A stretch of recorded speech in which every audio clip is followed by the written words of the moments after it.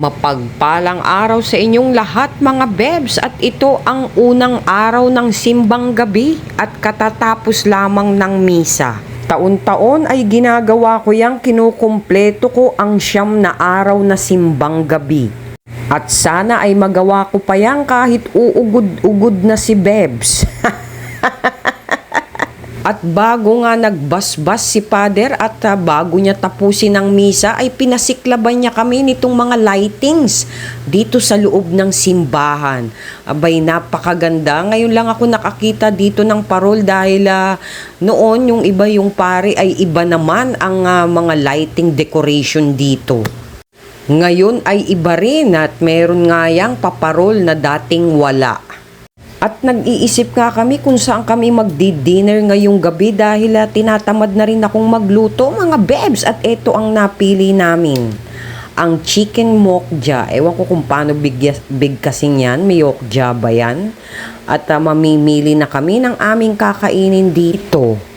So naka-order na kami mga bebs, at ang in-order ko ay yung set A, 12 pieces ng fried chicken, at meron din siyang mga side dish.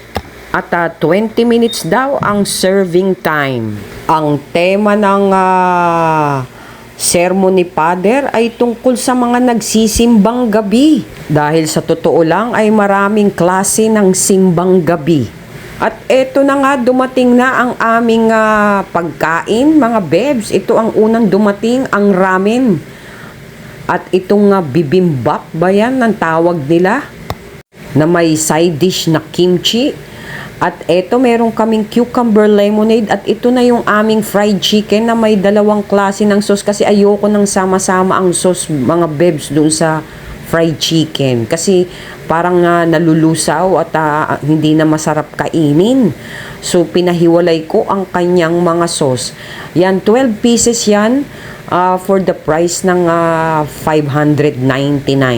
Pero hiwalay yung ramen na separate order yun mga bebs, hindi kasama sa set. At balik nga tayo doon sa mga klase ng nagsisimbang gabi. May nagsisimbang gabi na simbang ligaw. Yung tipong nililigawan mo siya dahil nga mahilig siyang magsimbang gabi, ay sasama ka na rin magsimba. Para lang magkaroon ka ng pagkakataon na makasama mo siya. At meron din daw simbang porma mga bebs, dahil bago nga yung damit o bago yung sapatos ay saka lang magsisimba. Yung tipong magra-runway doon sa simbahan. At meron ding mga simbang kain. Yung tipong dahil maraming paninda sa labas, habang nagbimisa ay nagmimerienda. Ang dami-daming upuan doon sa simbahan, pero mas madalas doon sila sa labas. Mas gusto nila doon sa labas. Okay lang kung may baby ka o may bata ka na medyo malilikot. Siyempre nilalayo mo doon sa simbahan dahil nga maiingay ang mga bata at gusto takbo yan ng takbo. Pero yung iba, kahit ang luwag-luwag ng simbahan, yung mga upuan, ang dami-dami, ay hindi magsiupo. Parang naaalimpuyo, parang natatakot na hindi mo maintindihan. At ang iba naman ay simbang pasyal. So pagkatapos ng misa ay saka sila mamamasyal o nakapamasyal na bago pumunta sa simbahan. So kahit ano pa man yan ay dapat ay isa puso ang pagsisimba.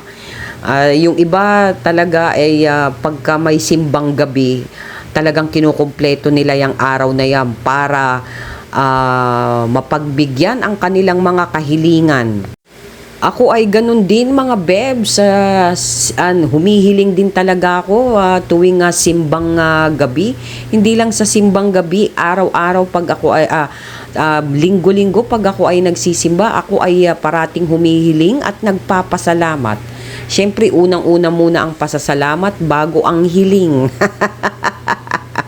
Lalo na't ngayon ay magtatapos na ang taon, kaya't nagpasalamat ako sa buong taon na ito. At naging maayos naman ang aming kalagayan, ang aming kalusugan. At naway swertihin pa at ang aking mga anak ay magtagumpay sa kanilang mga karerang gustong marating at ang kanilang mga pangarap at mga kahilingan. Pero ang talagang hinihiling ko ngayon ay ang aking kalusugan. Siyempre, ganun din kay Habi, ang kanyang kalusugan na naway tumagal pa ang buhay namin at makita pa namin ang mapapangasawa ng aming mga anak at makita ko rin ang aking magiging mga apo na magabayan ko pa sila at maituro pa kung ano ang mga dapat kong ituro at maipasa ang aking mga dapat ipasa. Ano ba yung ipapasa ko? Lahing aswang yarn. Ipapasa ko ang bato.